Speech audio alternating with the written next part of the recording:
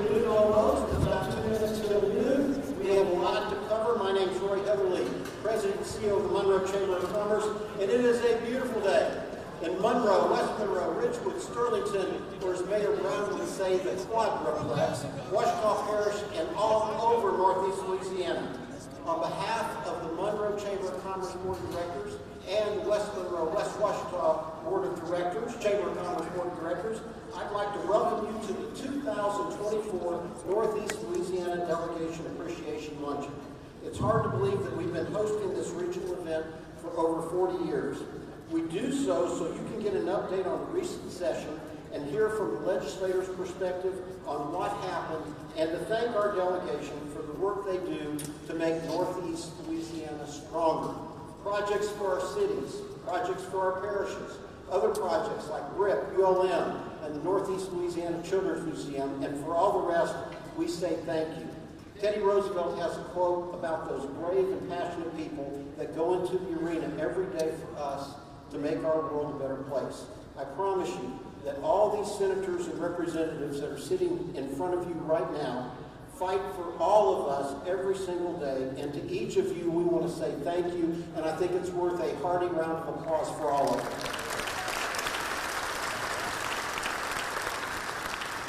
Now, I hope you've had the opportunity to finish lunch. If you haven't, if you could pause a minute, I'm going to ask Reverend Ike Bird, Senior Pastor at Mount Zion Baptist Church and Monroe Chamber Board Member, to come up and lead us in the invocation. Pastor Bird.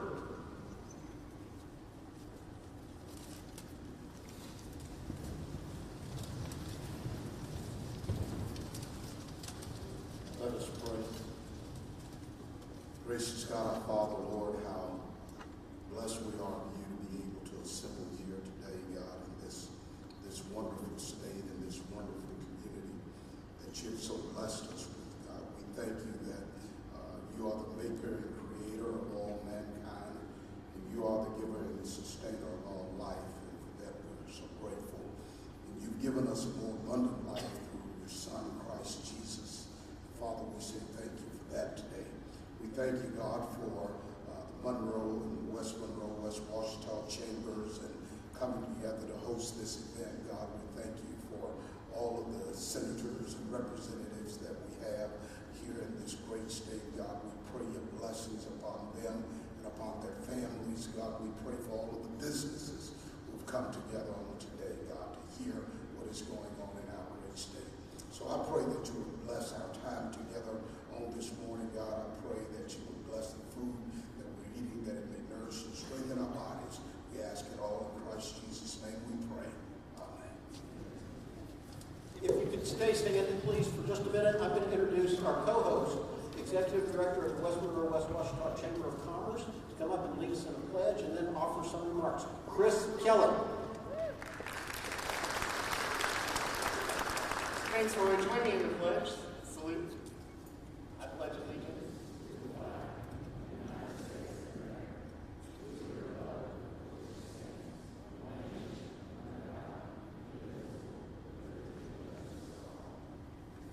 Please be seated.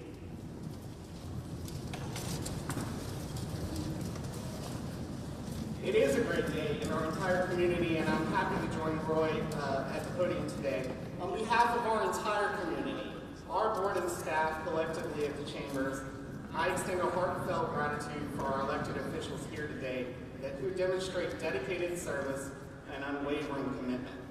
It is clear that your leadership has been instrumental in shaping our region's progress and ensuring the well-being of our residents collectively. It takes tireless effort, working every day. It may be a part-time appointment, but it is a full-time commitment. And we have seen integrity, vision, and a profound sense of duty through each of their actions. I think there is no higher calling than serving in public space and public service, which is a chance to make a personal difference in people's lives and improve the world. Thank you for your sacrifice. Thank you for your advocacy. Thank you for your determination in making our voices in Northeast Louisiana heard. And we look forward to hearing your message today and partnering with you at any occasion. So thank you from our chamber board and staff. We appreciate everything that our elected officials have done for us, and we look forward to continuing progress. Thank you.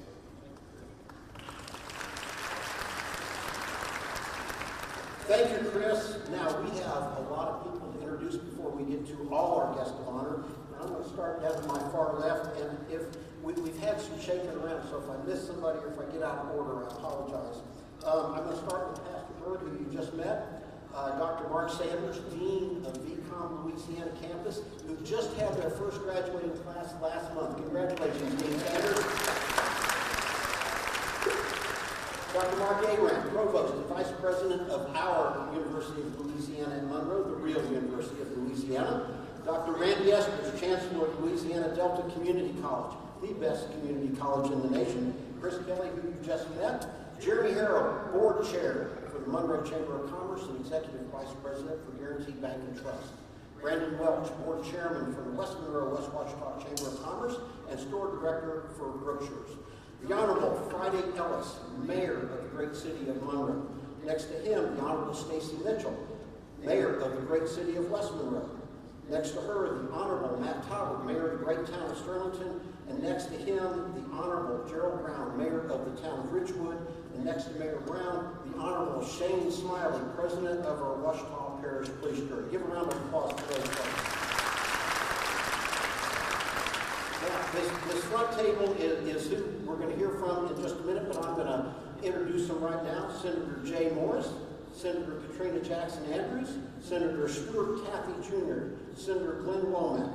Representative Reiser could not make it. Representative Francis Thompson, Representative Pat Moore, Representative Michael Eccles, and Representative Chris Turner. Give it up for them, please.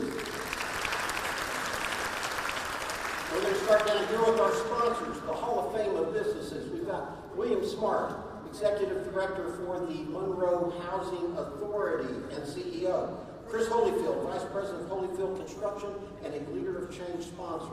The Honorable Billy Clarkson, Mayor Pro Tem for the town of Sterlington. Dr. Tom Gillette, President of St. Francis Medical Center and a Leader of Change sponsor. Taylor Cagle, Senior Vice President, Commercial Relationship Banker for Origin Bank and Leader of Change sponsor. Bill Wilson, Market President for CenturyNext Bank and Monroe City School Board member. Josh Brown, ISO Systems Coordinator for Mid-South Extrusion and a Leader of Change sponsor. Josh Etheridge, the Chief Strategy Officer and Face for EPC and a Leader of Change sponsor. Mark Randolph, CEO of Oshner LSU Health Monroe. Bob Griffin, Operations Manager for Atmos Energy. Don Legg, owner and CEO of ServPro and 318 Construction. Jeremy Tucker, Marketing Manager for KTVE, KARD TV. Chris Tingle, Monroe Market Manager for Stevens Media Group. Chris Cobb, Vice President of Lexicon Steel Fabricators. Matt White, Executive Vice President, Pellet Operations for Drax. Tim Green, Partner at Allen Green and Williamson. And the Honorable Juanita Woods, Council Vice Chair, Monroe City Council. Please give it up for all those folks. Also sponsoring our event is Johnny's Pizza, Homeland Bank, University of Louisiana Monroe, More Investments, the Radio People, and Vantage Health. Please give it up for those folks.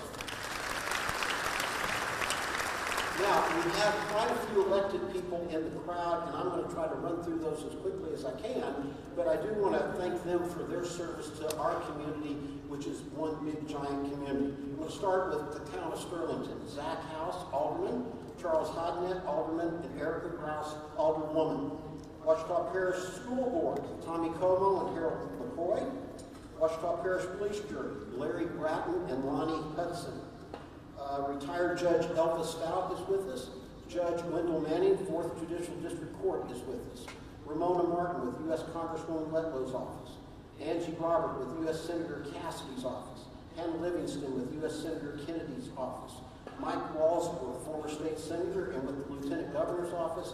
Kathy Ray, who's the Northeast Louisiana representative for Attorney General Liz Murrow. Please give it up for all those folks right now. Now, we'd also like to thank the legislative staff who have joined us, and when I call your name, you guys are really what runs everything, and you are in our ribbon cutting, you're at everything. So when I call your name, please stand up, and because we want to give you a round of applause after I'm done. Katie May with Senator Morris. Tori Roberts with Senator Womack. Cynthia Nyquist with Senator Cathy. Donna Stevenson with Representative Gadbury. Sharon Gilmore with Representative Thompson, Katie Murphy-Murray with Representative McFarland, Jennifer Harvey with Representative Eccles, Annette McDuffie with Representative Reiser, Shanta Johnson with Representative Moore, Kimberly Watson with Representative Fisher, also Chris Lewis with Representative Fisher. And did I miss anybody? If I didn't, give those folks a round of applause. Now, it's my pleasure to call Mayor Friday Ellis to come up and offer a welcome on behalf of the City of Monroe. Mayor Ellis.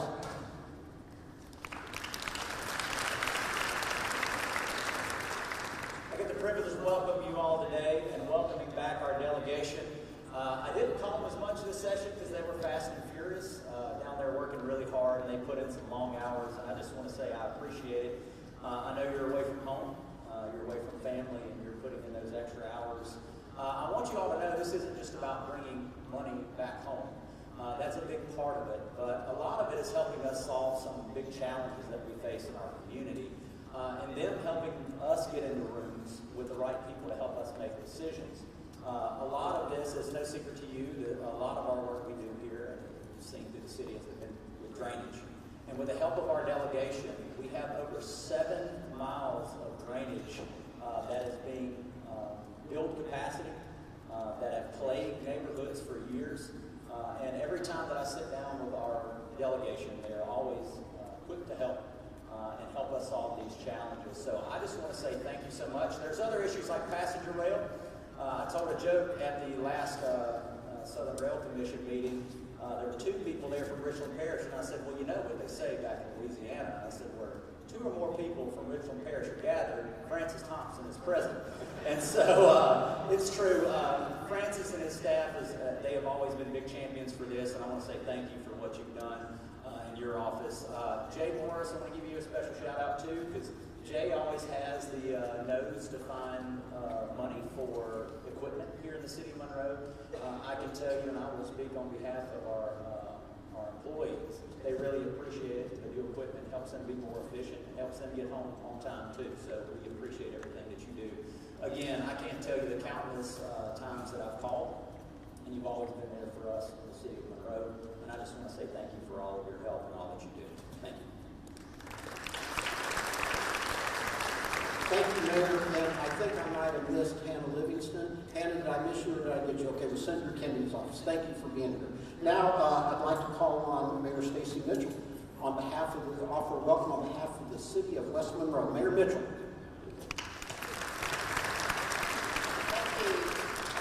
Well, I guess drainage is the theme because the city of West Monroe was very successful with our legislators' help in receiving some drainage money. We're thrilled about that, and really the same thing, being able to correct historical problems that have plagued neighborhoods, residential and commercial neighborhoods. So, and it's cash. It's that state direct funding, which we love. I hate the P money.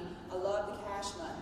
So we got some cash money coming, so I want to say thank you for that. We also do have some P money, P1, for a street overlay in downtown, and as well, a little bit of the appropriations that Mayor Ellis referred to on a piece of equipment for Public Works, and then doing some infrastructure location for our downtown area, because it's very old, and we don't know exactly where all the sewer and the water and all that stuff is. And as we grow and need to add capacity, this planning, locating money will be very essential to us moving forward. So I do want to say thank you to all the legislators for sticking up for us, doing your jobs, doing it well. They all did a really good job keeping me informed this year, so I didn't have to text them quite as much. So maybe that was on purpose. But anyway, I do appreciate them and thank you for what you do.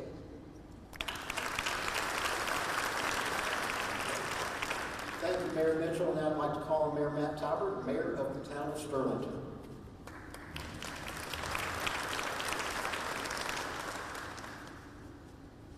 On behalf of Sterlington, thank you all for being here today. Nobody's more nervous right now than Representative Eccles to see me with a microphone, because he's on the receiving end of a lot of emails from me. And the one thing that I can say about these men and women in front of me is when you send them an email, when you call them, they're going to pick up the phone. In fact, Representative Eccles picked up the phone in the middle of a House hearing and said, "Yes, sir, what do you need me to say?" And I didn't realize it was in there. So I turned it on, and he stood up and he fought for us, and all of these guys do. And, you know, they set the example for us. We were just up here talking with the other mayors and police jury about working together to just make our entire area a better place. And we couldn't do that without the example that these men and women set for us and the work that they do. You know, every time that I've called on Senator Catley or anybody for a letter of recommendation to get federal projects or state projects, they're on it within minutes. So we're very thankful for these guys and look forward to hearing from them.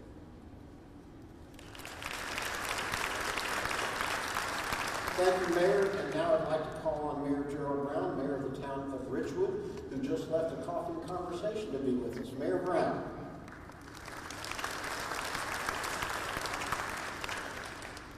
Thank you, Roy. On behalf of the town of Richwood, I'd like to welcome everybody here today.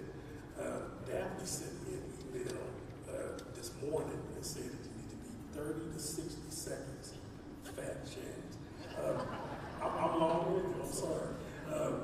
But I'm going to do my very best to be brief. And usually when I speak, I am always brief. Whether that's 15 minutes brief, 30 minutes brief, an hour brief, it's always brief. But I want to tell you a quick story because we appreciate this legislative delegation that we have. I appreciate the way that they advocate for us and how they're always honest with us whether I want to hear what they have to say or not. And so we appreciate that. So quick story. There was a bus load of politicians on this long country road. The weather was very bad. And unfortunately, they got into a terrible accident, ran off the road, and ran into a tree on this farmer's property. The farmer heard all the commotion, goes out to see what's going on. He surveys the situation. It's pretty grim. And he gets his tractor, he starts digging a hole, and he's getting ready. He's burying folks, right? And so the sheriff shows up, and he says, wow, this is a terrible accident. He said, I appreciate you coming out and taking a look at things. He said, I can't believe that everybody died here. Everybody died. I can't believe that. He said, well, some of them say they weren't dead, but you know they're politicians, they do lie. We appreciate this group for being honest with us as we talk about our needs and the things that we want and we can't wait to hear. Thank you. Thank you, Mayor Brown. I'd like to call on the Washington Parish Police Bureau President, Shane Smiley. Shane, come on up.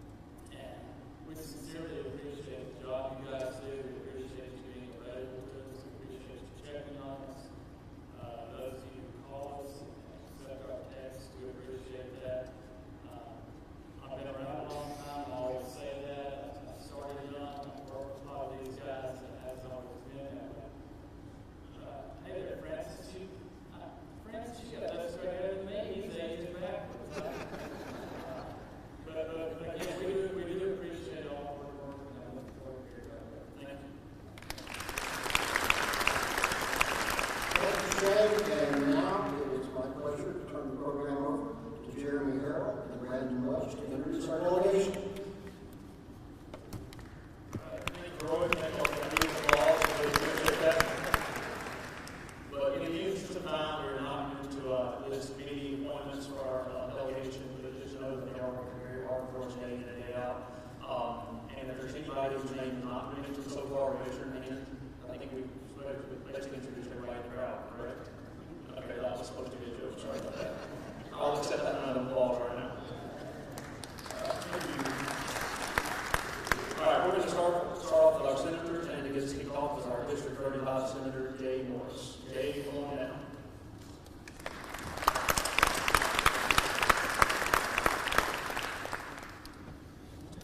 Thank you very much. It is good to be home. And when I say it's good to be home, it's good to be home. We had not just one session, we had 3 sessions, for those of you who may not remember, way back in January. We started out with the congressional redistricting session.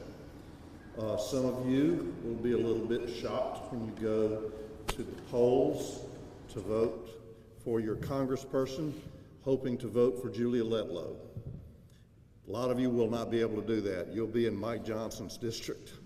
So hence, I did end up voting against the redistricting bill that ultimately became the law of the land. That was a strenuous week or 10 days. And then we went on to the second session of the year, which was the special session on crime. And I don't know if I aggravated the Senate president or not, but he put me in charge of the Judiciary C Committee, which hears all the criminal bills. So I spent a lot of time, I am a lawyer, but I'm not a criminal lawyer, but I spent a lot of time learning more about criminal law than I ever thought I would in my career. And we did pass some good things. Everybody knows that there was a very serious spike in crime post-COVID, particularly in some of our larger cities. But those larger cities, we want them to prosper too, because they're going to affect the rest of us. We all are in this together. So we heard many criminal law bills, and there's more to be done yet, and I'll get to a little bit of that in a second. But just to list out a few things that were noteworthy from the criminal session, we lowered the age for committers of crime to be juveniles. It had been raised, as many of you know, in 2017, and we lowered it back because the juvenile crime spike was astronomical.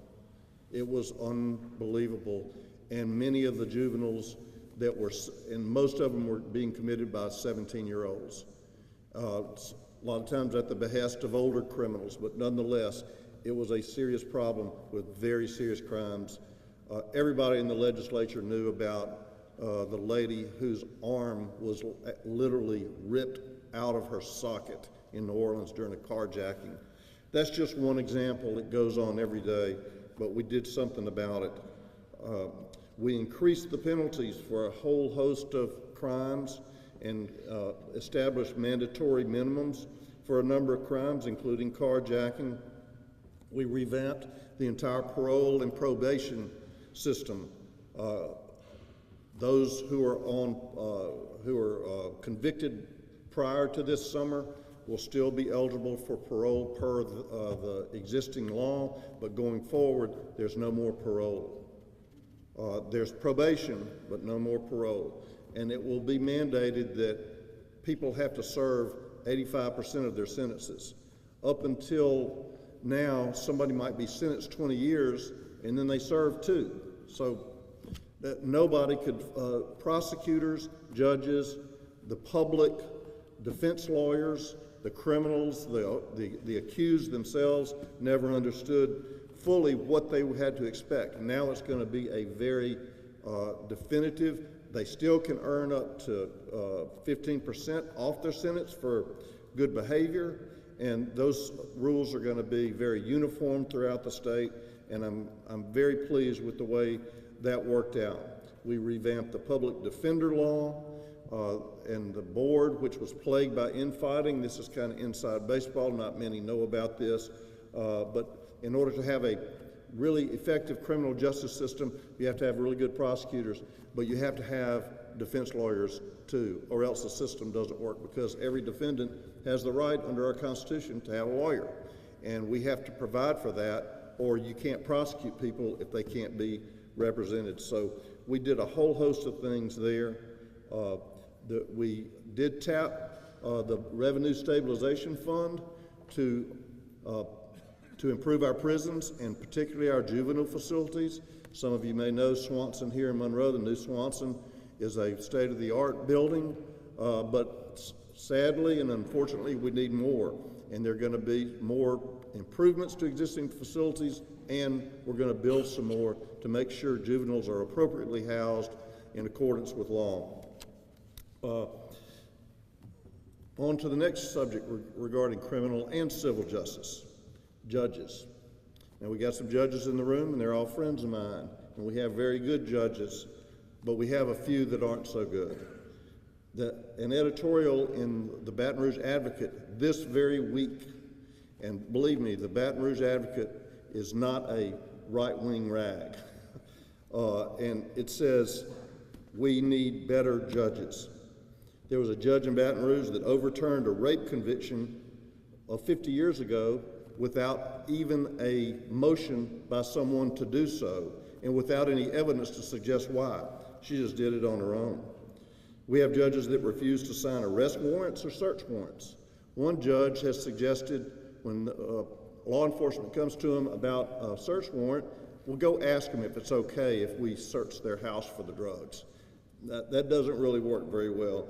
We have one judge who found a person guilty of misdemeanor malfeasance in office when there's no such crime. Bottom line is we have to do something about discipline of judges, which is very slow. So there is a constitutional amendment that will be on the ballot in December, pursuant to a bill that I authored, that will give the Supreme Court more power. Right now, they can't even initiate an investigation. It will give them more power, and it will put more non-lawyers on the Judiciary Commission to make sure that complaints are seen quickly and adjudicated properly. So I encourage you to vote for that when it comes up. We had some bills on insurance reform. I'm not going to get into all the weeds on that, but some of them will protect homeowners and some of them will give insurance companies the ability to manage their risk better, to stop or slow down the big increases we've seen because of a whole host of things, including a lot of named storms and hurricanes, and occasionally judges who go a little wild with their verdicts. Another thing that is absolutely transformational in our state is the BEAD money for broadband. The federal government, we got to give credit where credit's due. That's where the money is coming from, is from the feds. But there is going to be, over the next 4 or 5 years, nearly $2 billion spent expanding broadband. COVID taught all of us how important it is for students and parents alike to have access to high-speed internet, not just so you can watch Netflix, although that's a good side benefit, but there are a lot of rural areas, particularly in a lot of our districts, which are very rural, to be able to have that access. And I'm very excited about that. I was with Larry Bratton yesterday at a broadband meeting. We also had some success, as was alluded to, with projects in the area. I don't want to steal anybody else's thunder on what they're going to say, but the Kansas Lane Connector, we're getting $30 million, $16 million in Priority 1 for this year. And I got to mention that because I've been fighting for that since I was a House member 13 years ago, and a lot of you are seeing finally the fruits of that, where that is continued to progress. ULM Health Sciences Building, Jamie didn't have to call me too often, but periodically she would let me know, remind me of that, and Dr. Berry as well. But there's going to be $30 million spent on Sugar Hall and the Health Science Building, which has been badly needed for a number of years. The Biomedical Research Innovation Park. Joe Holyfield, please stop calling me. I told you we would do the best we could, and working with our delegation, and I've got to give a lot of our other delegation members credit. We all got together to get that through, and we got $500,000 for the Children's Museum. We got Mayor Ellis a few things, and we got Mayor Mitchell a few things. So we're delighted. I've taken probably too much time. I don't have they need a clock up here, but again, thank you for electing me, and thank you for giving me the honor to represent you. And if you have any questions, feel free to call or stop by my office. Thank you.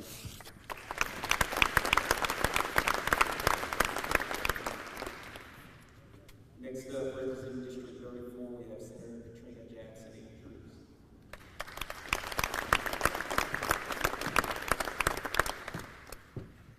Good afternoon to the platform guests and everyone present. First, I want to thank you. A number of us were not able to get over to Northern Exposure because some of us were assigned to committees that meet back to back, which means we're in committee from 8 o'clock in the morning, 9 o'clock in the morning to the time we go to the floor, with about a 30-minute break for them to switch over for the next committee. So if you didn't see us this year, that's because the Senate was running somewhat of a tight schedule, trying to get home as much as possible on Thursday and Fridays, since we had been in session since January. It goes without saying that all of us are really happy to finally be home, period. So I'm going to be short, and I'm going to apologize ahead of time. In my day job, I'm an attorney, and I've just come out of court straight to here, and I need to go visit with clients because after 6 months of being gone, we are all playing major catch up in whether it's in our homes or in our careers, but mostly in everything after 6 unexpected months. But this delegation has been a pleasure to work with. This term I'm serving on finance and joint budget with the most wonderful chairman in the world, who is not a good patient. He had surgery during session, and I think 3 days later he popped back up on the floor. Is that right? About 3 days later? Yes. And it has been a very interesting time, but that shows the commitment for this delegation in this region to come finish strong after what I consider was a major surgery. I would have stood down for the last 2 weeks of session. So thank you, Senator Womack. I also serve on education and healthcare, so I'm going to touch on those. You're going to hear more about all of the projects we received. And mayors, we did get some money for you, including Mayor Brown. And a number of things for the school system. So I'm going to start there with education. Education is considered purgatory. When the president was looking for people to serve on education, I was a former vice chair, so I got put back on. He said, if you want finance, you go to education. So it was a lot of bargaining, but I've actually, although there were long meetings, I enjoyed it. I want to thank all the members of the Monroe City Monroe City School Board and the Ouachita Parish School Board and our superintendents, because they were very active in trying to protect what we've built in our school systems and make sure that we didn't come out failing schools with a changed formula. And so one bill that the governor is going to sign in a couple of weeks that we're going to drive down to is a bill that ensures equity. We created the career diploma. The career diploma means you come off of the regular diploma track in high school. We created that some time ago. And every one of those students was still being forced to take the ACT. When they were forced to take the ACT, it was counting for a substantial amount of our school grades. We brought the bill every year to make sure they could take work keys or another test that was more geared toward what their educational experience was. We finally have that bill, and I have a ceremonial signing, but the governor did sign it. I want to thank the Monroe Chamber. I brought that bill at first because when I was talking to Superintendent Geis, he told me, where are you? Thank you, that you guys were making calls too to make sure that bill wasn't vetoed. There was a lot of pressure from a lot of people, but the chamber stood with our school system, so I want to thank you. That's going to make a drastic difference as we see the school formula change. I think Bessie just adopted one. Our school systems are opposed to that, so I'll put a note in right there that while you're still advocating, advocate with the school system, because although we're out of session, when I talked to our superintendents, they said we have like, I think a B now, and the new formula would overnight bring them down to a D. And you know, for economic development, how our school systems look, what our grades are is very important. Louisiana finally moved up to 40th in education. And I know that's not good, but it's better than where we've been for a number of years. So the investment in education has been so vitally important. Our teachers are receiving, I won't call it a raise, a stipend, but it was highly contested again, and that is back in the budget. Early childhood education received an additional $15 million. They were requesting an additional $24 million. with the help of all the members of the legislature, because everyone supports early childhood education, they received an additional $15 million. I'm looking at her, I'm going to thank Dr. Fields, because I call her every week about higher education as I'm looking through the budget, and it's always very vital. And Chancellor Esters, it's always very vital to have people you can call and say, is this taken care of? ULM is receiving, the pharmacy school has received their injection for the pharmacy school again, which, talking to the chairman and others, we said we have to make this recurring, like some of the other schools have recurring things, that we're not always down there fighting for that $3 to $5 million for the pharmacy school. Pharmacy is a high-cost program. I've been there 13 years, and we've been having to put it in a budget every year. It's just simply time for it to become recurring. The business owners and all who advocate outside of their own businesses for different infrastructure in our area, I want to thank you as well. Moving on to healthcare. Healthcare was a big buzz to try to figure out and make sure that we matched our state and dollars, because for every dollar we invest, we receive 3 of federal dollars. So playing with those CMS dollars, those Medicaid dollars, and making sure programs were funded. There's going to be some drastic changes, however, to how we check the Medicaid rolls to make sure people are still eligible, to make sure ineligible people are not on the rolls. So you're going to see a shift there. You're going to see us, well, me and others may be talking more about make sure you sign up every year, make sure you remain eligible, because that is important to our healthcare system as a whole.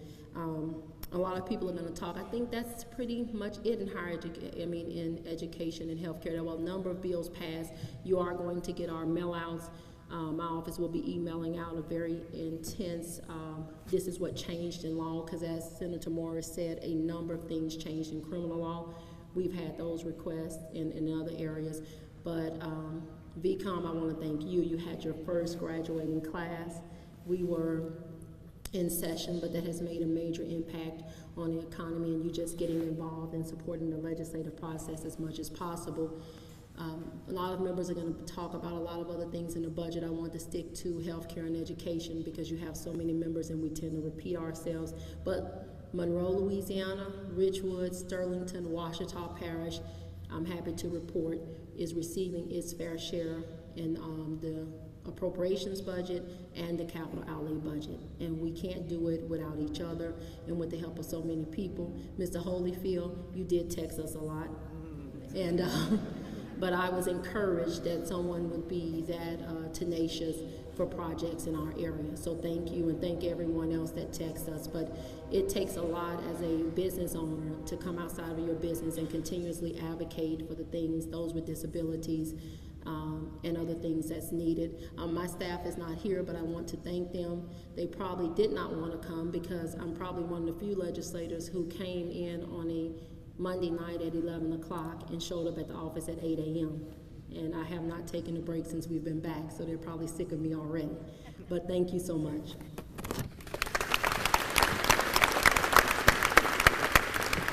Thank you. Next, we're going to hear from Senator Stewart Caffey. And while Stewart's come down, I want to make just a personal thank you. I'm from Union Parish, and I don't know how many folks know that when a bridge goes down in a small rural parish, that really affects a lot of people. There was a bridge out in Union Parish that really profoundly affected a lot of folks, and Stewart came in with some emergency funding to get that bridge fixed and not help with us. So thank you so much for that, Stewart. Sure.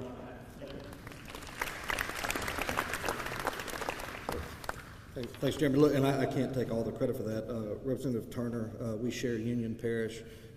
We truly are a team, and I couldn't have done that without his help. And look, and that's one of the things that I want to talk about before getting into the session and the legislative priorities that we got passed and things, is we really do have a great team here. Regardless of political affiliation, regardless of geography, we truly do work together very well in order to try to advance Northeast Louisiana, and I'm proud to be a part of this group. And I'll hit on a couple other things in a minute. Just real quick, how many of y'all have gotten one of those great welcome letters from Downsville or Mangum or Eris or Oak Ridge? They show up in the mail and they say that we took a picture of your car and you were driving a little too fast and you got to send us some money. So, yeah. I was driving home from Baton Rouge one day, and had a couple of sheriffs called me and said, "Hey, we want you to get rid of these things. These are awful." And I'm like, "All right." And I don't know why, but I got mad driving home thinking about it, and I got rolled into Mangum, and there's a guy sitting there in Mangum in the often used for police enforcement Honda Civic. I know we see those out on the streets all the time. Sitting there, and it got me. And so I whipped around and I pulled in there. And I'm not exaggerating or making this up. He had a radar gun in this hand, a Nikon camera in this hand, and a 9-month-old baby in the back seat. And I said, "Who do you work for?" And I don't know. I say, "Look, I'm not mad at you. You're just trying to earn a living." I say, "But this is wrong." And so I went home and I put a post on Facebook that said, "Hey, I'm going to be bringing legislation to get rid of these things this session." About a week later, my wife and I put on Facebook that we're having a baby. The post that my wife and I share on through my campaign page saying we're going to have a baby got 136 likes. The post about the traffic cameras got 1,000 shares, 275 likes, and 651 comments. Now somebody said, "Well, yeah, but you're just saying you get rid of tickets. Everybody hates tickets." I was like, "Look, it's like people love babies." And they chose to do that. So I brought legislation to try to outlaw. Now, that's when I learned about Orleans and Jefferson Parish. Orleans Parish makes $20 million a year on traffic camera tickets. Jefferson Parish in Gretna and West Wego is like almost $7 or $8 million just in those. Well, the chairman of the Senate Transportation Committee represents Gretna and West Wego and lives just outside of Orleans, and there's 2 other senators on there with him that live in Orleans Parish. So banning those things was not going to happen. So I said, all right, what can we do to restrict these things in such a way that we can essentially get rid of them, at least in the rural parts of the state. And so that's what we did. So the first piece of legislation I'm going to talk about is Senate Bill 302, which the governor has signed. It says that they cannot be within half a mile of a speed limit sign. Well, I don't know if you've driven through Mangum and measured it. It's not much more than a mile long. So good luck being half a mile from the start and half a mile from the end with a traffic camera ticket. On top of that, they've got to be operated by a post-certified law enforcement officer. It can't be a contractor and all this stuff. They have to have a 4-foot by 4-foot sign, 7 feet off the ground, 500 feet before their car. They can't use an unmarked vehicle, and the officers, if they're not in their vehicle, have to wear reflective vests. If you don't pay it, I know one of the things that they threaten everybody with is we're going to turn you into the credit bureaus. Nope, can't do that anymore.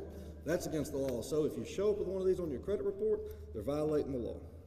You can also sign the back of it and say, I wasn't driving the car, and the ticket is automatically forgiven. I see we got some people from Ouachita Parish School District. I think y'all will like this one. If they put a traffic camera in a school zone, first there has to be a cooperative endeavor agreement between the school district and the municipality, and within the CEA, they've got to share revenue with our school districts. So that was actually, I took that from Florida. They're doing that in Florida, and I said, you know what? If they're going to take advantage of the school zones, our school district should get some money out of it. And they also have to have a legitimate hearing in order, if they want to contest that piece of legislation. On top of the fact, I know Senator Morris talked about we got judges here. I'm sure we got plenty of lawyers. I've also got an attorney general's opinion. If anybody wants to file any type of class action lawsuit that says they're already banned, they've been banned for 10 years, I'm happy to share that with you and have at it. So that was a very passionate piece, and the opening night of session, the sheriffs always do a deal, and I walked in, and I know obviously our people up here locally, but I mean, the deputies from places that, you know, you just hear of, that just thank God y'all are trying to do something about this. And so luckily with the help of the legislature, we were able to do that, and hopefully you can drive safely through all these little municipalities and not worry about people taking pictures of your car. A couple other pieces of legislation that I authored was Senate Bill 268 and 285, which were a package of bills that dealt with lithium. So right now, Exxon has leased over 100,000 acres in South Arkansas to do lithium exploration and production. There was no mechanism in Louisiana for that to happen. And so with the help of my colleagues, we were able to get lithium is now listed in the Mineral Code, as well as a short-term incentive to try to spur some type of economic development on an evolving industry. Now, everybody's saying, oh, electric vehicles, EV, whatever. Nope. I'm thinking power drills. I'm thinking your deer camera batteries. There's so much stuff that lithium is a part of, and now we have an opportunity here in North Louisiana to hopefully be on the forefront of an emerging industry. We've seen in the news over the last several months the announcement of multiple processing facilities, one in Jefferson Parish and one, I want to say it was outside of Lafayette, that will be processing lithium into various groups of materials. How great would it be if that lithium they were processing came out of North Louisiana? And so hopefully this legislation will get us in line to do that. A couple of personal, I went and saw a movie and it just infuriated me. It was the Sound of Freedom. I don't know if y'all saw that. And so I said, you know what, there needs to be stricter penalties for trafficking of children. And so now in Louisiana, you're automatic life in prison at hard labor without parole if you're guilty of sex trafficking of children. The only reason that you're getting life in prison is because I couldn't give you the death penalty, because there is Supreme Court jurisprudence that prohibits you giving somebody the death penalty for a crime that doesn't involve death. And so they're just going to have to sit in jail forever. Also, another bill dealt with drug screening for minors. If a child is tested for a drug overdose in the hospital, they have to test for fentanyl and then report that up through the various channels through LDH. A bill that actually I'm assuming we all probably voted for, it was actually by Senator Mizell from down in Washington Parish, is a bill that I'm really excited about. And it's Senate Bill 484 to revamp Louisiana economic development. We need our economic development office to move at the speed of business, not the speed of government. And so hopefully with these changes, we'll be able to see that, and hopefully here soon we'll be able to see the fruits of that here in North Louisiana. One project that we've got locally that was kind of a delegation thing is ULM had the first ever accredited school of construction back in 1976, okay? Outstanding program, 100% job placement. Students there are able to go all over the country making good livings. So we were able to fully fund with cash, that cash word that Mayor Mitchell said she liked so much, fully fund with cash to the tune of $5 million, the school construction materials lab, so that our students aren't hampered by weather as they're trying to continue to progress down through their process. I talked about us being a team, and look, I know he's going to talk here in just a second, but I'm sure he's going to sell himself short. I hope y'all realize how amazing it is that, look, because I will say this, I am one that screams from the rooftops about North Louisiana gets screwed, we don't get anything. We got the finance chairman, right here, going to speak to me next, and the appropriations chairman, both from North Louisiana, whose districts touch. Jack's district touches here, pretty much. I hope y'all realize how big of a deal that is for us. No pressure. But look, no, Glenn does a great job, and it's evident, as I'm sure he's going to share the statistics, but one thing that I am going to steal from you is the fact that the growth of government this session was almost zero or negative. Very, yeah. And so I think that is a great thing as we continue to try to be good stewards of your tax dollars and making sure that we are doing everything efficiently and effectively for you. And so with that, thank y'all. It's an honor to be here. Don't pay your notice of violations. There's nothing they can do to you. So thank y'all.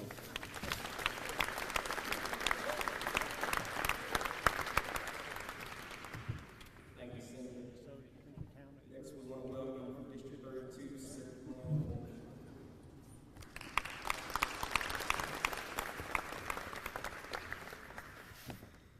Thank y'all. Mr. Roy, mayors, all for the opportunity to be here today. Thank you all for showing up and being a part of this, being a part of the community and municipalities, wherever you're from, jobs. Thank you for being here. I feel like we did have a good year. At the end of the day, we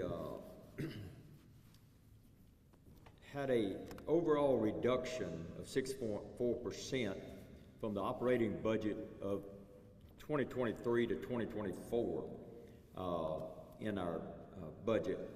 Our 24 budget was 25, $47 billion, almost $48 billion. This year it was $44.5 billion, about $3 billion less in that. Now, that money, of course, is spread out over, of course, the executive branch takes about 86% of that. That's all your departments and K through 12, LDH, higher education, elected officials, corrections. They've already spoke about some of that crime, transportation as well. Capital outlay about $2.8 billion. As we work through the budget, as HB1 come over and looking at it and getting on the Senate side, we begin to look at the revenues, at how it would be expended, how the money would go out. Some of the rainy day funds has to be put out. UAL, which is something that we'll hear a little bit about later on that, and very proud of some stuff that's going on there. But we were able to look at some of those monies, and then when we had the REC in May, we recognized some more money. And as we began to put it together and look at our state and some things, the initiatives that we have, you can talk drainage, you can talk water, you can talk any kind of infrastructure, some of the things that we needed. In our rainy day, we already had in our Revenue Stabilization Fund, we already had like $2.2 billion in that fund.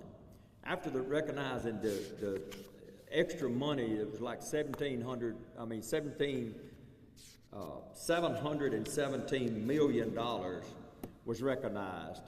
So with that money being recognized, as a group, as a delegation, we began some conversations and went into some meetings with our bonding people and sat down and looked at what would it do if we pull that money out of there. What, instead of putting this money that's required by law to put it in there, what could we do if we didn't put it in there? Would it hurt our bonding rating? Would it hurt our state in that area?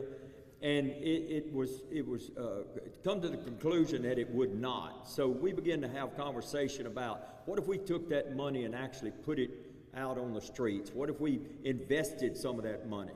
As everybody knows here today, you hear it in the coffee shop, you hear it around the dinner table, is the inflation factor and the fact that wages and differential pay, the health care worker in that field, and what it's costing to actually get a project engineered and on the streets and be it out and and done. We've run into a lot of that. So we chose to take that 717 million and put it on the street and get some work out of it. And some of that we put out went into the 4 different departments, and those being higher education in our UAL, and that's all I'm going to say on that, Chris, and I'll leave that alone. But we put 95 million in that to seed money to get that started. That was in some Louisiana Tech stuff. That was some School of Construction that Senator Kathy mentioned, Southern University, some roof repairs. That's just some of the how the money will be spent on stuff like that. We put another 75 million in water sector. We've already spent, as a state, about 810 million. Now we got another 75 with our water and wastewater infrastructure across our state, and North Louisiana has really done well along those lines and getting our water and wastewater systems across the area upgraded and some of the infrastructure that's been needed for years.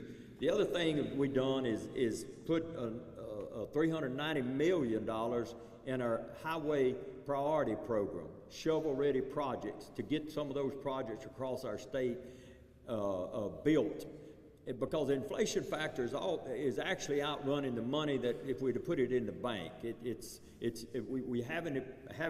We feel like we need to put it out there so the people will see what, instead of griping about the bad roads, at least we got something started where we're working on that. And of course, your crime, we put looked like about 150 million in that to upgrade our crime facilities, to build new ones if the need arises on that.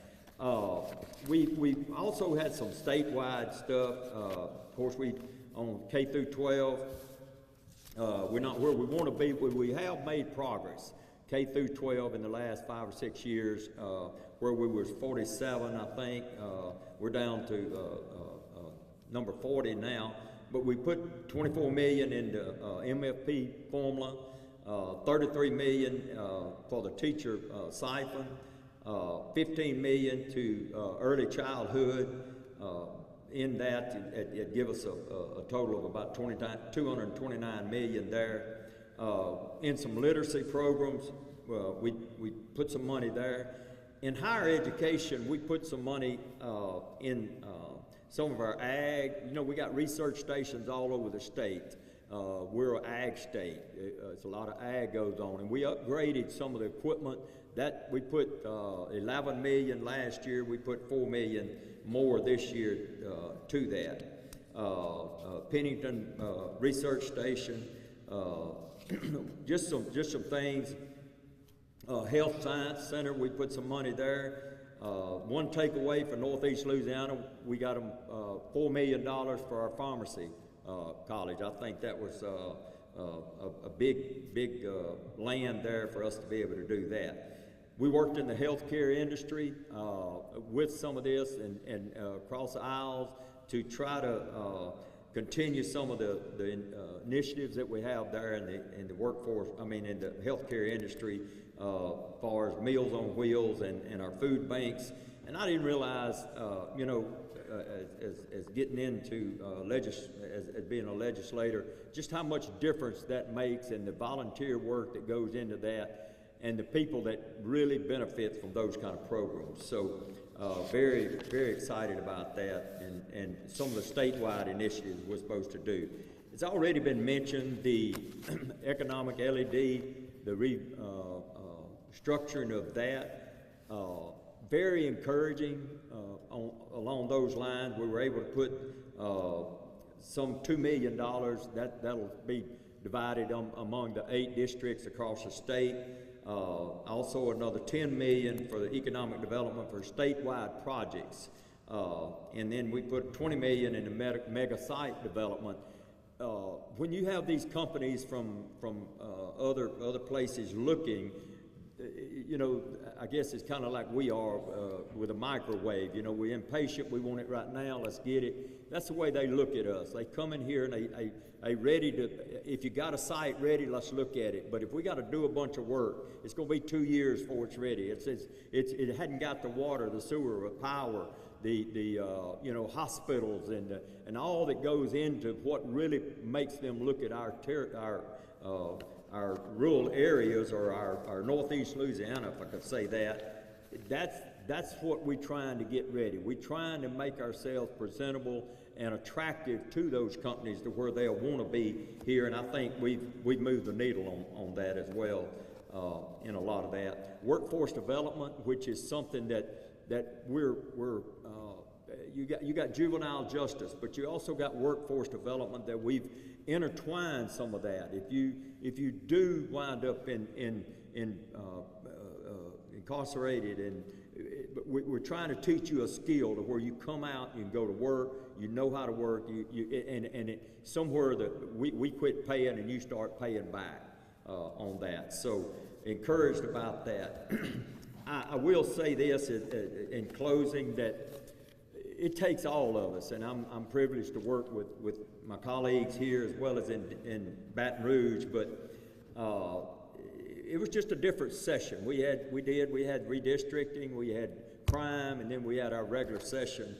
But from the governor to the Senate president to the speaker to all of the legislators there, we all had a passion to move the needle, and I really am encouraged, and I think we did. The state's in good shape financially, and looking for great things to come, and hopefully we can bring more to Northeast Louisiana. And I do hear I'm not around the speaker that much, but I do hear the president and the governor speak of all of Louisiana, and I like that term, all. So thank you all for this opportunity.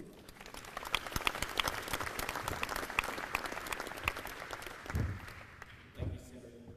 That concludes all our senators. Let's give them all a round of applause. Appreciate everything they do for us every day, collectively, especially Baton Rouge. When we get into the state representatives, first we would like to ask District 19, the state representative, to answer some policy.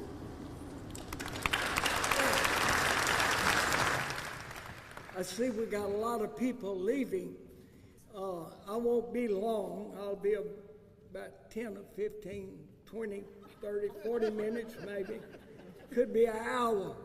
But I was just kidding, Senator. I changed my speech 4 times right there.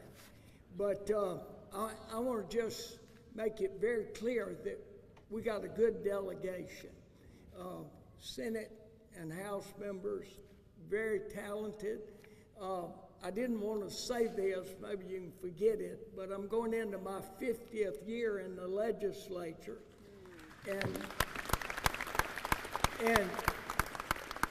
And I'm only 65 years old. So I'm really working. But it's important that we know what our legislators are about and what they do. I'm really impressed. I was sitting there talking to myself about what's important. What do they want to really hear? What should we practice this before we come so they don't all leave before the last one speaks? But our delegation is in very important places in the legislature. As I look around, we're all on appropriations, handling the money, or the chairman is here with us. And McFarland, I wanted him to be there because he actually has the cash money. You have to approve it, but he's counting it for us. But we made a good run on Baton Rouge this last session. We spent a lot of time down there. You hear how hoarse I am. I just got back from North Dakota at the Energy Council, and the weather was different there. a lot of wind. If you hadn't been there, just let me tell you about it. I wouldn't waste your time up there. But it's about 4 or 5 things. Bottom line, we have more money than we've ever had. If someone asks, how you doing? We got more money than we ever had. Are we spending it? No, we haven't spent it. That's why we've had more money collected. Times have been good for us this last couple of years, but we got to be frugal and not spend our money. That's what the message I'd give you. And we've got people on the committees that feel that way. But we got to fix our highways, our byways all over the state are bad, but they're that way with every state that I've been in. Few have more, but our roads take a lot of abuse from big trucks coming through. As I go through this afternoon, I'll count those that are speeding and those big trucks that are in the wrong lane and also speeding, tear up our roads. We got legislation to correct some of that, where if they run off and cut the roads up, we're going to make them redo them. That's an important thing. Most important thing to me is education, and we're suffering in that arena. I'll tell you about a bill I passed. How many of you in here, raise your hand if you're got a son or a daughter or cousin or aunt or uncle that is teaching public school? How many? A pretty good number over here, not too many over here. Thank you for what they are doing. But we've got to improve our education. And it's not very complicated. We need to make sure that discipline, if you don't have discipline in your family, or if you don't have it in the school system, you're not going to do the job you need to do. We need to spend more attention on that. We're in our nation, I don't know how the world looks at all this, but we're not being as disciplined as we once were. We all know that have lived long enough to look at and analyze it. We've got to spend more time on disciplining our kids and educating them. How do we do that? We've got a good education system, but it needs some repairs, just like you do at your house or we do on roads and bridges. I feel uncomfortable about what I see in our classrooms because they're not being disciplined. Secondly, they're not going to school. If I ask you, have you noticed there's not many people hang around after 3 o'clock? They're gone at noon in many of our school systems. We've got to make sure we take care of that. How do we do it? I passed a bill last legislature to give scholarships to young people that want to be teachers, or some old ones. And those that raise their hand may have taken advantage of that scholarship. But if you want to go to college free, and it's awful needed, people now all of them can't afford the school system. They going to college, they got to work to be able to go to college. Families can't afford to pay for it. But this bill that we passed has where if they want to be a teacher, all they have to do is go and sign up and make a commitment to teach when you finish. I'd like for you to pass that around, tell people about it, let them look at it. I could talk all day on what we could do in education, you could too. But we got to do economic development. Everybody that came up here mentioned that. We got some great legislators that keep up with what's going on in the nation and how to change for the betterment of our area. But economic development, we've got to do that. We're losing population across North Louisiana. You can hardly go to a community that's got more population than they had 5 years ago. Roads and bridges, we got to I mentioned that earlier, but we got to put a focus on it and make a difference. That I say that to the legislators and to myself. I would like to say that you have supported us very well, and if it's anything we need to do, as I mentioned a while ago, you've got people here that are so talented and work hard, spend a lot of time trying to improve the quality of life up here. I want to compliment our mayor. I want to compliment you all that are still giving personal time, like Joe Holyfield. He'll call me night or day, it doesn't matter. And he's always got something he wants you to do. And yeah, you can point at me. But we need more of those that will fight for our area and try to build financing to be able to attract business and industry. I'm proud of what we're doing at ULM, every one of those projects that we have. We did it also for Louisiana Tech. I love Tech. I love ULM. I taught there. We need to support our universities in any fashion we can. I'm going to quit there. Anybody that would like to visit with me and give me some suggestions, I know what we need to do. Give me some suggestions how we reach the goals that we set for us. But thank you for inviting us. Thank you, Mayor, and your team here for inviting us over. Thank you.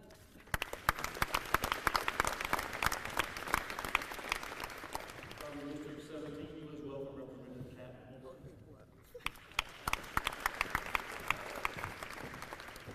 I know you all didn't hear my other two colleagues, what they whispered to me. They say you have 30 seconds. So I'm going to try to do this in just a little bit more than 30 seconds. I am so honored and privileged to be here to represent District 17 and the people in Ouachita Parish and to work with all of my colleagues here.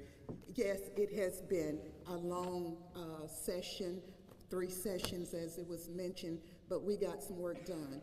And you heard a lot about it and good things. And of course, I think even as today, I have not seen our governor sign those money bills, but I know they will become law if he doesn't, and we're just praying that all of our projects are in those bills. Now, I just want to take this on a different spin here. First of all, I want to recognize on behalf, it's late, but all of these fathers that are here today, I want to wish you a belated Happy Father's Day. And the reason why I say that is that that day is very special to me. It's special because for 66 years I have never ever said daddy to a man on the face of this earth. And I've never had a father to come and say, I'm your daddy. Now, why did I share that with you? The reason why I'm sharing it with you is that I know that there are a lot of young boys, mostly black boys and adult black men that are in the same predicament that I was 66 years. But I know when I look out here, I see some very successful black males, and I'm grateful for you. But what I want to tell you is this, and why that you heard all this good news. There are some things that's troubling me, because last year, my first term, I sat on health and welfare and transportation. This term, the speaker, whoever decided they would give me a little more responsibility and put me on criminal justice. And when you, and like I think it was Jay Morris, when you're on that committee, you hear and you see a lot of things going on that's addressing crime. And to be honest with you, it saddens me because I know, they know, you might know what's going to happen if young men continue and women continue to commit crime. And if we can't get out there and do something to help them to understand that there are consequences. So last year, in my last term, I focused on I love to read.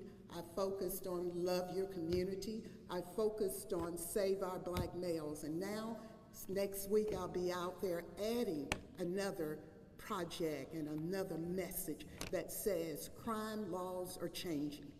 Know the laws, respect the laws, obey the laws, and most importantly, you better know the consequences when you disobey. And so when we're in Baton Rouge and we come home and every day, and when we turn on the television, there is a killing. Someone is killing another person. We're losing a life. And I can tell you, I know what it feels like to have children to go before, because we now have 2 children that have gone to be with the Lord. Unfortunately, and well, not unfortunately, I'm glad that it didn't happen with a shot, someone shooting you down. But again, whoever those parents are, I know what that feels like, those family members. So we got to stop this. We got to stop it. But none of us can do this by ourselves. We're going to have to need more people to get on the front line with us. We need faith-based. I go around in the community and I talk and try to share God's word, ask them questions. Too many people do not know God.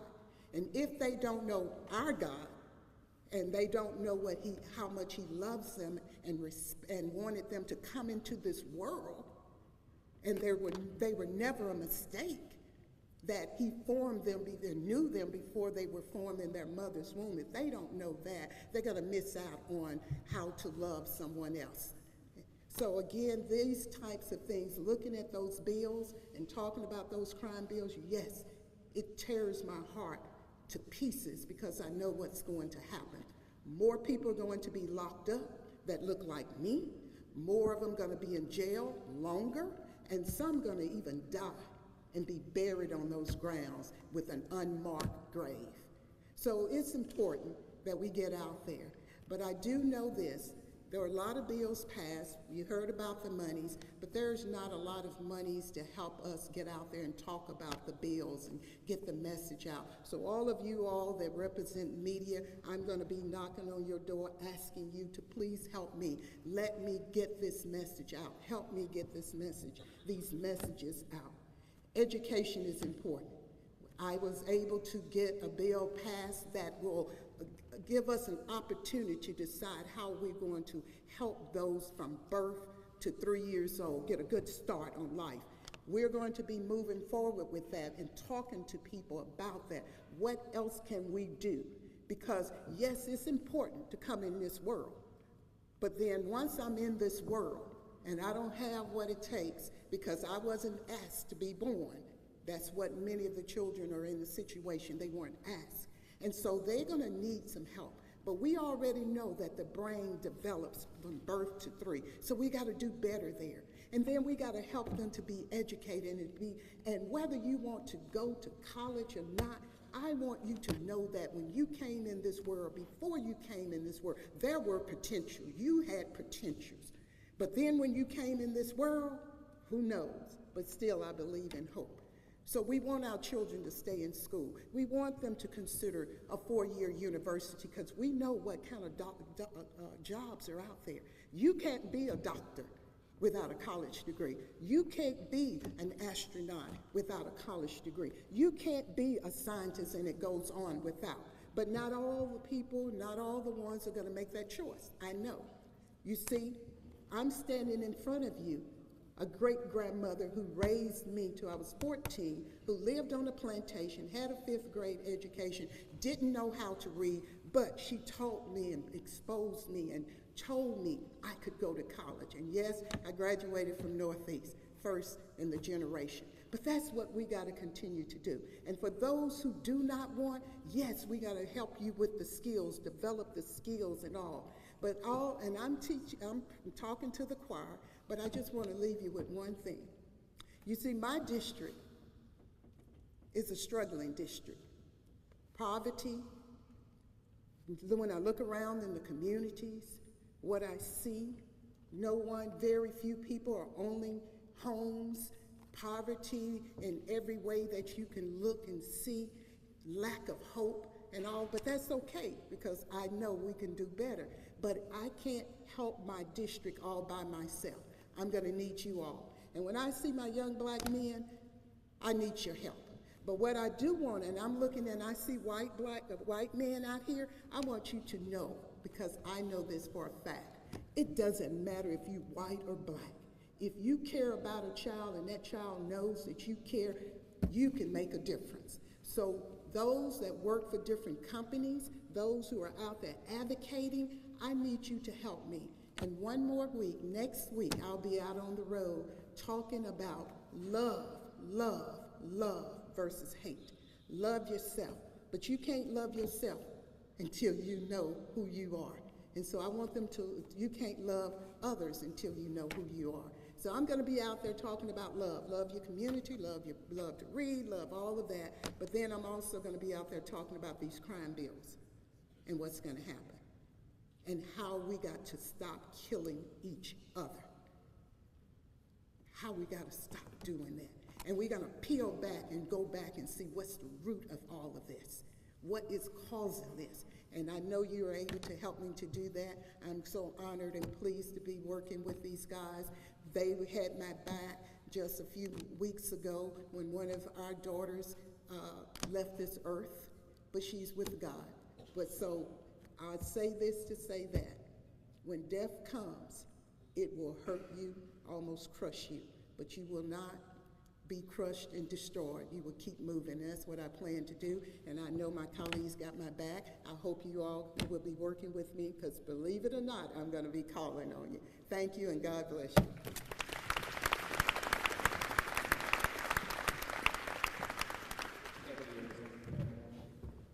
Next, we will welcome District 14, Representative Michael Evans. Y'all awake? Now that Bill Wilson's leaving, we can talk about him.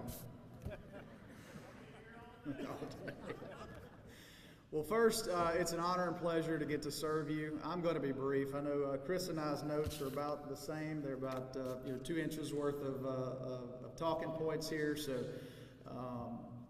this year was a banner year, and this is, if I can get you to take away one thing from what this last 6 months in the legislative session has meant, it's these 3 numbers: 164. Between Priority 1 and Priority 5 projects in Ouachita Parish in this region, $164 million. That's to ULM, that's to the police juries, that's to our cities. It's a large number. And I can tell you, Senator Kathy mentioned before teammates and working as a team. I think we've done that better in the last 4.5 years than we've done in a long, long time. And I think you're going to continue to see fruits of that labor because we have Senator Womack chairing certain committees, Senator Morris chairing certain committees, and then the House members with leadership in our delegation, as well as members on money committees all the way across the board. I think you're going to continue to see those results.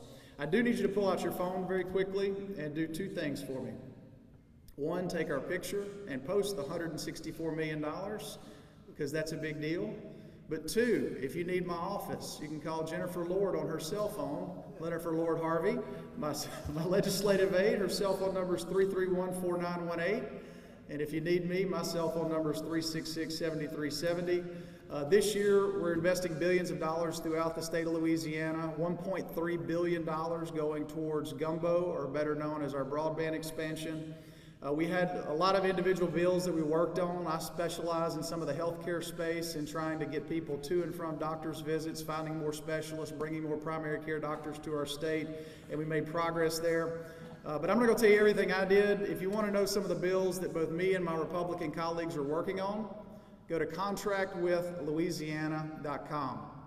There are 10 major priority areas, and the number one priority area that all of you care about in here, because I polled you, I've surveyed you, I know what it is, and it's insurance. We had 40 instruments this year on insurance and insurance alone. We passed quite a few bills. Of those 40, the governor still has between 5 and 10 bills on his desk to sign. Those are very important bills if we ever want to see relief from our insurance bills. But there's a ton of work left to do, and we're going to do that over the next couple of years. Lastly, and last thing I'll say, next year in the future, we're going to be talking tax and tax policy. Our money committees will be very important next year because we'll still have some additional money laying around, maybe a few dollars from last year, and hopefully we're going to be addressing the 0.45 cent roll-off so we don't impact our colleges, universities, and healthcare delivery system. But looking at the future of Louisiana and how we tax our businesses and how we tax individuals, how do we get to a zero income tax? How do we lower the corporate rates and make them fair? Those are the things we're going to be talking about. So you need to communicate with us and let us know what you think. We, of course, want to keep growing our universities and growing the opportunity for the citizens of our state and economic development. But the next 24 months are going to be very important as we restructure government and make sure our tax base is solid going forward. Again, you got my cell phone number. You've already posted to Instagram, 164. We got that? Thank you for the opportunity. I appreciate getting to serve.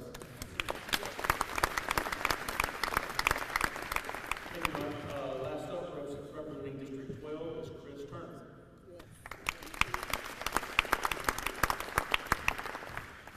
Hey everybody, it's an honor to be here. I'm Chris Turner. I represent half of Lincoln Parish, all of Union Parish. Do I have any constituents in here? So no, I can talk about what I want. Good. Let's talk about something important that came out after the first week of session. I want you to know how bills work, and I'm going to be very brief. I'm sitting there and I'm talking to two of the system presidents, Monty Sullivan and Rick Gallo. So that's the Community Technical College president, and that's also the UL system, which is ULM, Tech, and Grambling, just on I-20. Their major concern is deferred maintenance. That's fixing the roofs, the air conditioners. Those are the two of the biggest expenses at universities right now. And we're sitting there hearing about the new administration coming in and how there won't be any expansion in four-year universities, right? Because we all know we have too many universities. Nobody wants to lose a university in their backyard. So what do? So I called the speaker, and after 30 minutes, we had 940 worked out, and it took probably about 2 weeks of, as the senator can tell you, anytime you're dealing with $2 billion backlog, it takes a long time to frame up a bill.